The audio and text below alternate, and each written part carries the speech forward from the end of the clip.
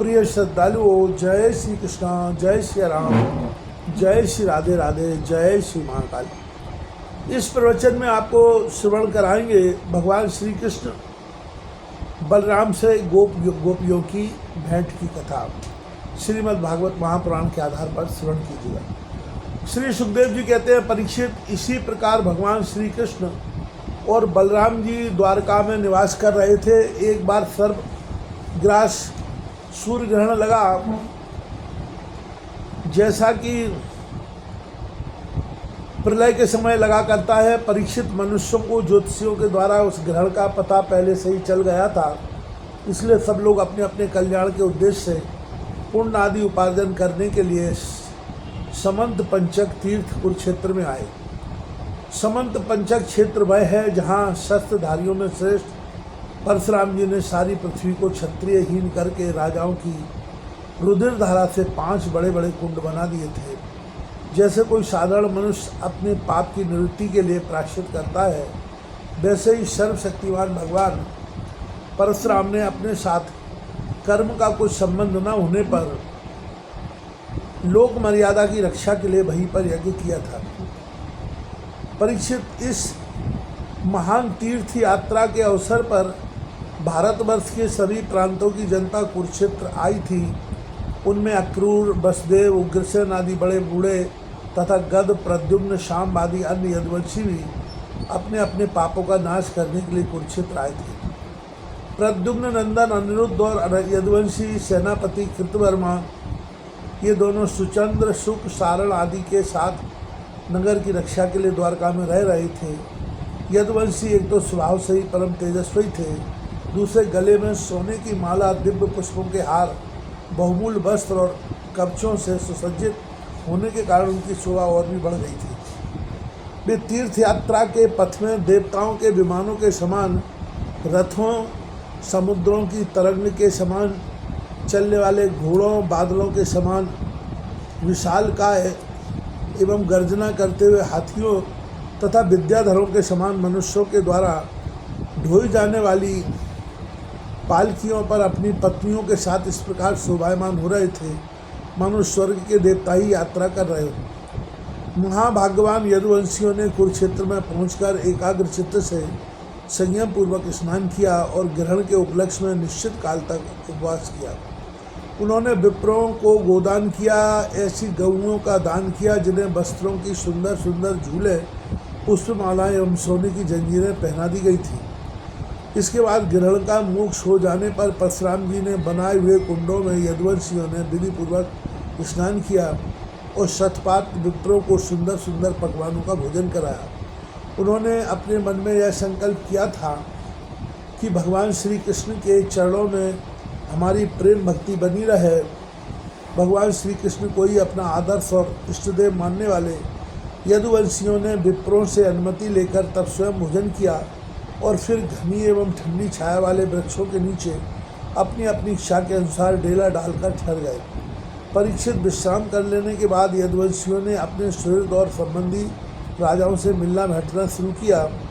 वहाँ मत्स्य, उशीनर, कौशल, विदर्भ, कुरु, सृजय, काम्बोज, कैकय, मद्र, कुंती, आनर्त, केरल एवं दूसरे अनेकों देशों के अपने पक्ष के तथा शत्रु पक्ष के सैकड़ों नरपति आए हुए थे।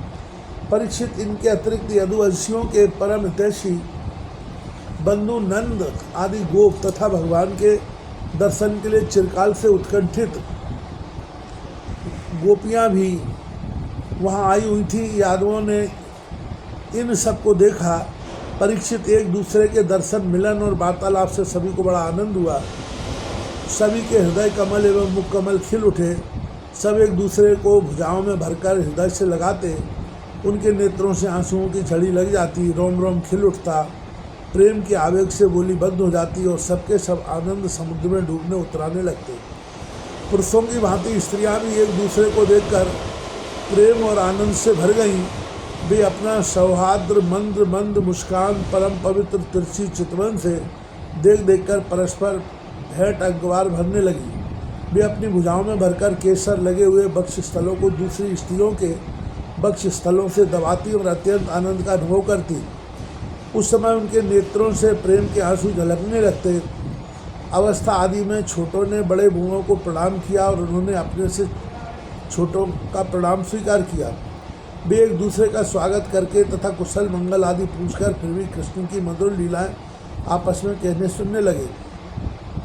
परीक्षित, कुंती, वसुदेव आदि अपने भाइयों बहनों, उनके पुत्रों, माता पिता, भाइयों और भगवान श्री कृष्ण को देखकर तथा उनसे बातचीत करके अपने सारा दुख भूल गई।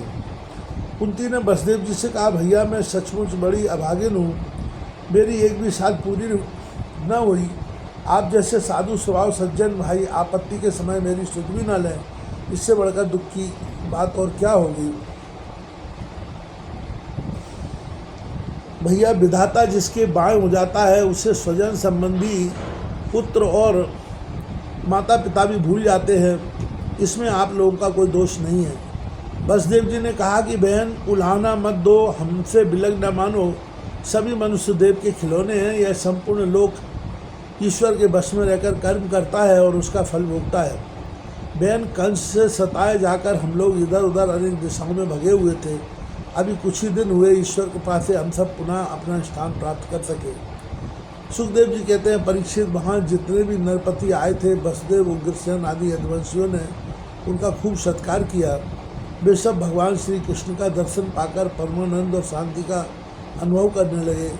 परीक्षित, भीष्म पितामह, द्रोणाचार्य, धृतराष्ट्र, दुर्योधन आदि पुत्रों के साथ, गांधारी पत्नियों के सहित युधिष्ठिर आदि पांडव, कुंती, संजय, विदुर, कृपाचार्य, कुंती भोज, विराट, भीष्मक, महाराज नग्नजित, पुरुजित, द्रुपद, शल्य, दृष्टिकेतु, काशी नरेश, दमघोष, विशालाक्ष, मिथिला नरेश, मध्य नरेश, कैकई नरेश, युधामन्यु, सुशर्मा अपने पुत्रों के साथ, बाहिक और दूसरे भी युधिष्ठिर के अनुयायी नृपति भगवान श्री कृष्ण का परम सुंदर श्री के निकेतन विग्रह और उनकी रानियों को देखकर अत्यंत विस्मित हो गए। अब वे बलराम जी तथा भगवान श्री कृष्ण से भली भांति सम्मान प्राप्त करके बड़े आनंद से कृष्ण के स्वजनों यदुवंशियों की प्रशंसा करने लगे।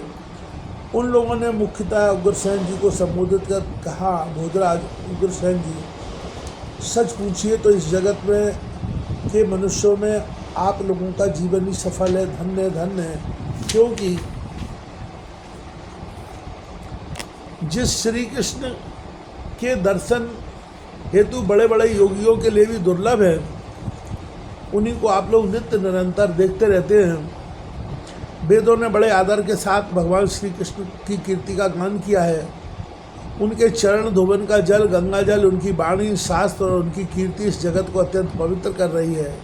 अभी हम लोगों के जीवन की ही बात है, समय के फेर से पृथ्वी का सारा सौभाग्य नष्ट हो चुका था, परंतु उनके चरण कमलों के स्पर्श से पृथ्वी में फिर समस्त शक्तियों का संचार हो गया और अब वह फिर हमारी समस्त अभिलाषाओं मनोरथों को पूर्ण करने लगी।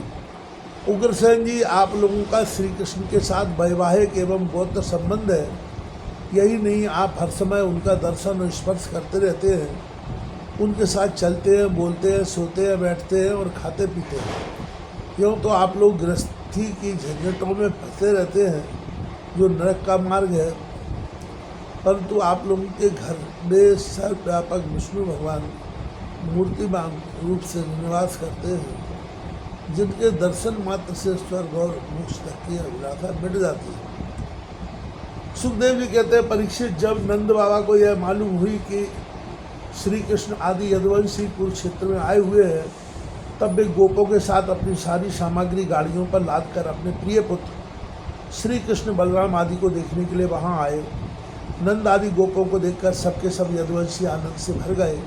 वे इस प्रकार उठ खड़े हुए मानो मृत शरीर में प्राणों का संचार हो गया। वे लोग एक दूसरे से मिलने के लिए बहुत दिनों से आतुर हो रहे थे, इसलिए एक दूसरे को बहुत देर तक अत्यंत गाढ़ भाव से आलिंगन करते रहे। वसुदेव जी ने अत्यंत प्रेम और आनंद से विहल होकर नंद जी को हृदय से लगा लिया। उन्हें एक एक करके सारी बातें याद हो गई। कंस किस प्रकार उन्हें सताता था और किस प्रकार उन्होंने अपने पुत्र को गोकुल में ले जाकर नंद जी के घर रख दिया था। भगवान श्री कृष्ण बलराम जी ने माता यशोदा और पिता नंद जी के हृदय से लगकर उनके चरणों में प्रणाम किया। परीक्षित उस समय प्रेम के उद्रेक से दोनों भाइयों का गला रुंध गया, वे कुछ भी बोल न सके। महाभागवती यशोदा जी और नंद बाबा ने दोनों पुत्रों को अपनी गोद में बैठा लिया और भुजाओं से उनका गाढ़ आलिंगन किया। उनके हृदय में चिरकाल तक न मिलने का जो दुख था वह सब मिट गया। रोहिणी और देवकी जी ने ब्रजेश्वरी यशोदा को अपनी अंकवार में भर लिया। यशोदा जी ने उन लोगों के साथ मित्रता का जो व्यवहार किया था उसका स्मरण करके दोनों का गला भराया। वे यशोदा जी से कहने लगी, यशोदा रानी, आपने और ब्रजेश्वर नंद जी ने हम लोगों के साथ जो मित्रता का व्यवहार किया है वह कभी मिटने वाला नहीं है। उसका बदला इंद्र का ऐश्वर्य पाकर भी हम किसी प्रकार नहीं चुका सकते। तो नंद रानी जी, भला ऐसा कौन कृतज्ञ है जो आपके उस उपकार को भूल सके। देवी, जिस समय बलराम और श्री कृष्ण ने अपने माँ बाप को देखा तक न था और इनके पिता ने धरोहर के रूप में इन्हें आप दोनों के पास रख छोड़ा था, उस समय आपने इन दोनों की इस प्रकार रक्षा की जैसे पल के पुतलियों की रक्षा करती है, तथा आप लोगों ने ही इन्हें खिलाया पिलाया, दुलार किया और रिझाया। इनके मंगल के लिए अनेकों प्रकार के उत्सव मनाए। सच पूछिए तो इनके माँ बाप आप ही लोग हैं। आप लोगों की देख रेख में इन्हें किसी भी की आँच तक न लगी। ये सर्वथा निर्भय रहे, ऐसा करना आप लोगों के अनुरूप ही था, क्योंकि सत्पुरुषों की दृष्टि में अपने पराये का भेदभाव नहीं रहता। नंद रानी जी, सचमुच आप लोग परम संत हैं। श्री सुखदेव जी कहते हैं, परीक्षित, मैं कह चुका हूँ कि गोपियों के परम प्रियतम जीवन सर्वस्व श्री कृष्ण ही थे। जब उनके दर्शन के समय नेत्रों की पलकें गिर पड़ती तब वे पलकों को बनाने वालों को ही कोसने लगती। उन्हीं प्रेम की मूर्ति गोपियों को आज बहुत दिनों के बाद भगवान श्री कृष्ण का दर्शन हुआ। उनके मन में इसके लिए कितनी लालसा थी इसका अनुमान भी नहीं किया जा सकता। उन्होंने नेत्रों के रास्ते अपने प्रियतम श्री कृष्ण को हृदय में ले जाकर गाढ़ आलिंगन किया और मनी मन आलिंगन करते करते तन्मय हो गई। परीक्षित, कहाँ तक कहूँ, वे उस भाव को प्राप्त हो गई जो नित्य निरंतर अभ्यास करने वाले योगियों के लिए भी अत्यंत दुर्लभ है। जब भगवान श्री कृष्ण ने देखा कि योगियाँ मुझसे तादात्म्य को प्राप्त एक हो रही हैं, तब वे एकांत में उनके पास गए, उनको हृदय से लगाया, कुशल मंगल पूछा और हंसते हुए यूँ बोले, सखियों, हम लोग अपने स्वजन संबंधियों का काम करने के लिए ब्रज से बाहर चले आए और इस प्रकार तुम्हारी जैसी प्रेषियों को छोड़कर हम शत्रुओं का विनाश करने में उलझ गए।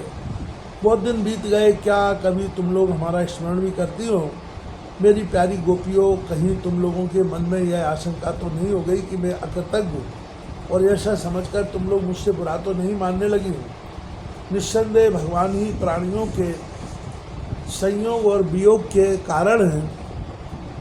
जैसे वायु बादलों, तिनकों, रुई और धूल के कणों को एक दूसरे से मिला देती है और फिर स्वच्छंद रूप से उन्हें अलग अलग कर देती है, वैसे ही समस्त पदार्थों के निर्माता भगवान भी सबका संयोग वियोग अपने इच्छानुसार करते रहते हैं। सखियों, यह बड़े सौभाग्य की बात है कि तुम सब लोगों को मेरा वह प्रेम प्राप्त हो चुका है जो मेरी ही प्राप्ति कराने वाला है, क्योंकि मेरे प्रति की हुई प्रेम भक्ति प्राणियों को अमृत तत्व परमानंद धाम प्रदान करने में समर्थ है।